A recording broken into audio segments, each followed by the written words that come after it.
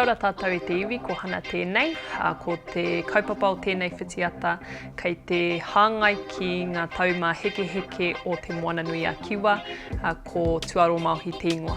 Neke atu i te 130 tau o tātou whanaunga o Tahiti e whakanui ana i ngā mahi ao rātou tupuna.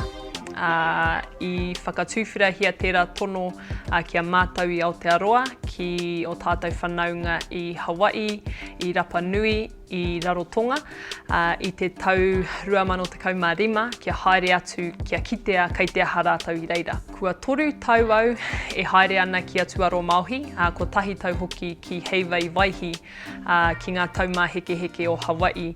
Ko ngā ngohe rereke, ko te hiki kohatu, ko amora o whai tērā, ko te oma me te rākau ki i te hua whenua, i te hua rākau, ko mai hoara au tērā, ko te piki i te rākau new, te rākau kokonati, ko te hahau hoki i ngā kokonati tērā, ko kuruta.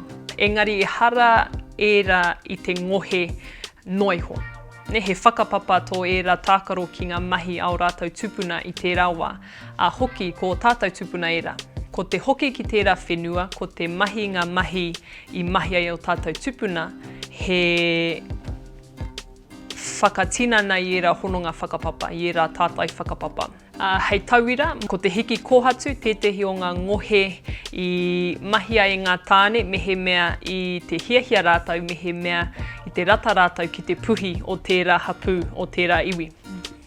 Ko tētahi atu o rātou ngohe, whai muri i te hiki kohatu, me whakatere rātou i te waka ki Te Arawa, kātahi ka hoki atu ki Tahiti.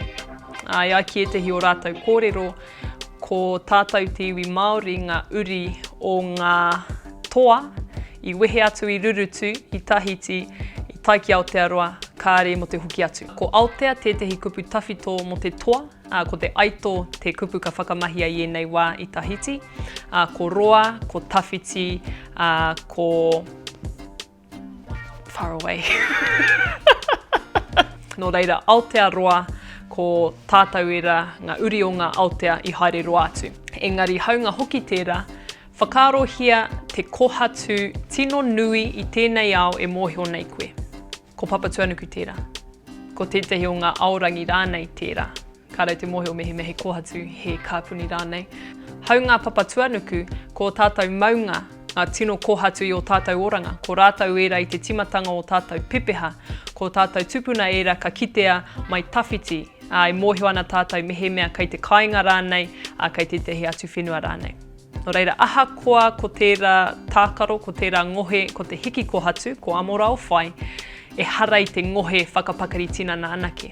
Engari, he hononga wairua, he hononga a ngākau, he wero mo te hinengaro hoki, he hononga ki o tātou tupuna. He oranga kei reira mo tātou. Kua maha ngā whitiata au e kōrero ana i tērā kōrero, engari kei era mā tauranga o tātou tupuna ngā whakautu mā tātou me pēhea te whakarauora i a tātou anō. Kua takoto te manuka mā tātou e kawea. Kia ora.